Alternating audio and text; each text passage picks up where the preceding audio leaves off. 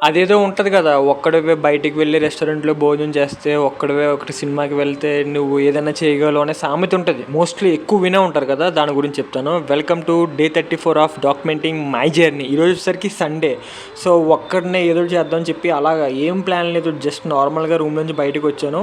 So, అలాగ ఒక 1 ½ kilometre దగ్గరలో థియేటర్ ఏముందని చెప్పి చూస్తే అది షో నైట్ 9:45కి పెట్టాడు. సో, అలా బయట అలా రెస్టారెంట్‌కి వెళ్ళి అలా ఒక కిలోమీటర్ అలా ఒక్కడినే అలా ఎక్స్‌ప్లోర్ చేసి కొంచెం బాగున్న రెస్టారెంట్లు ఇదైతే అంబియన్స్ అయితే చాలా బాగుంది. అండ్ మోస్ట్లీ ఏంటంటే ఇక్కడ న్యూ కదా సిటీ మొత్తం కూడా బిర్యానీ అది కూడా చాలా బాగుంది. ఇక్కడ ప్రైజెస్ అవి కూడా చాలా అఫోర్డబుల్గా ఉన్నాయి.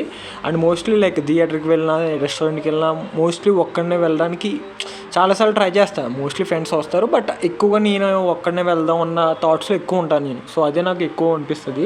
సో ఇక్కడ జరిగేది ఏంటంటే నేను ఒకటి ఫిక్స్ అయ్యా. సో ఏంటంటే థియేటర్ నుంచి నా పీజీకి వచ్చేసరికి 1 ½ 2 కిలోమీటర్స్ ఉంటుంది డిస్టెన్స్. సో నైట్ టైం వచ్చేసరికి షో అయ్యేటప్పుడు 12:30 ఆ టైం అవుద్ది.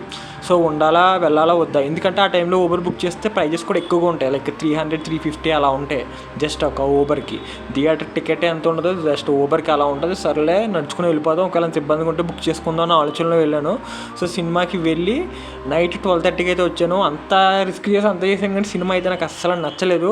సో ఫైనల్గా ఏముంది నడిచి వెళ్దాంలని చెప్పి ఈ దారిలో చాలామంది వాచ్మెన్స్ అందరూ దుప్పట్లో బయట పడుకోవడం, ఆటో వాళ్ళు, ర్యాపిడో వాళ్ళు, ఊబర్ వాళ్ళు అందరూ ఆటోలో పడుకోవడం. సో చాలా అంటే చాలా తిప్పలో. ఈ లోపు మళ్ళీ చింటూ ఫాలోయింగ్ ఎక్కువ ఉంది మనకి. చేతిలో ఏమీ లేదు, ఫోన్ తప్ప. ఏదైనా తేడా వస్తే ఫోన్ ఇసిరేయడమే తప్ప. సో ఇదంతా ఒక మంచి ఎక్స్పీరియన్స్. సో అలా 1 ½ 2 కిలోమీటర్స్ ఒక్కడా అలా నడుచుకుంటే అర్ధరాత్రి నిశ్శబ్దంగా ఉంది.